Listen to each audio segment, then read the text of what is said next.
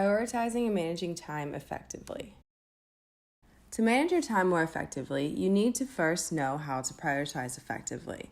Looking at the time management matrix above, most people end up spending most of their time in quadrant 1 and 2.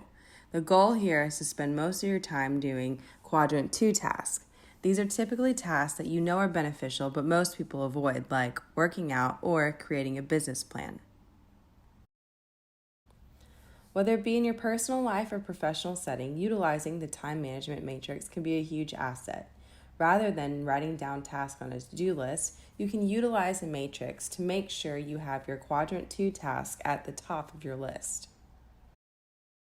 Once you figure out which tasks are more important than others, you may want to put those tasks on a calendar using a block schedule format. Using 15-minute, 30-minute, or 1-hour increments helps you stay focused and avoid distractions. Use your smartphone to create the schedule and utilize the calendar's alerts to stay on track. Why check your email 3 times every hour, quadrant 3 task, when you can check it once in the morning, once in the afternoon, and one more time before you leave work? Work smarter, not harder. Pro tip: when using block scheduling, avoid going on your phone as much as possible to stay on track. If need be, schedule in time to check your phone. Also, make sure to schedule in back stops in case a meeting runs long. Say I have a meeting from 1 to 2 p.m. and then I have to create a financial model at 2 p.m. Instead, schedule the financial model task for 2:15 p.m. and leave 2 to 2:15 p.m. open in case your 1 o'clock meeting runs long.